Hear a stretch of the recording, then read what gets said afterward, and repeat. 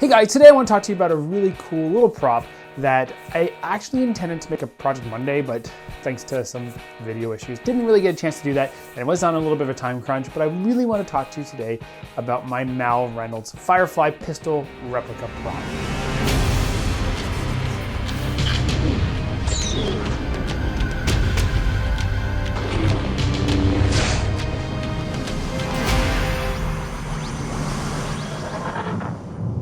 Now, for many, many years after I first saw Firefly, I really liked Mal's pistol. And I do like it more than the Serenity version that came out, but for the most part, I really enjoyed the overall look of it. Now, when I was growing up, cowboys was a big thing, space was a big thing, so this series was really good at merging those two ideas together and creating a really cool space cowboy genre that we hadn't seen in a very long time, and I really enjoyed this series as a whole. Thankfully, Fan Expo has just happened here in Vancouver, and my coworker really wanted to do a Malcolm Reynolds costume, so I worked with her to get the best replica of the gun that I knew of, and that was through Alchemy Arms. Now, Alchemy Arms has two different options. You can get their guns. You can actually get them as painted replicas, so fully done and ready for you to go, as well as unpainted. And I wanted to do unpainted for a number of reasons. First and foremost is I love preparing props. I love finishing them, and I love weathering. And Malcolm Reynolds' pistol has a lot of weathering. So when you get the all black resin cast from Alchemy Arms, there's a few things you have to do, and I really wish I took the time to do a little bit more of a tutorial, and maybe I'll do another one just for the sake of showing everyone.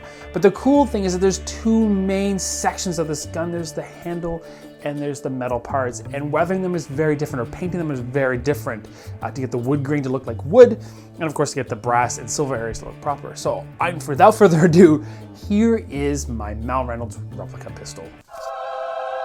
There we go.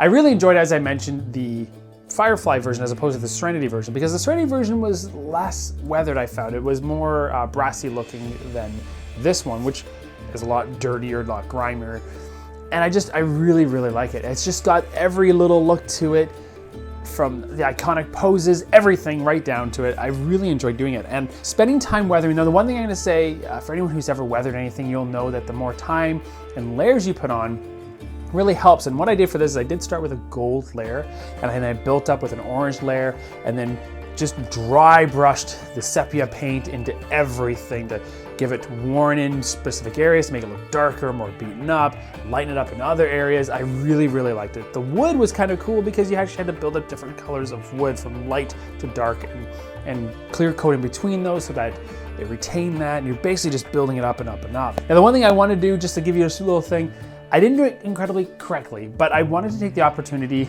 to make a holster for it. Again, I'm not going to be wearing it out to conventions or anything like that, but the holster was something I really wanted to try, and I'm really happy with how it turned out.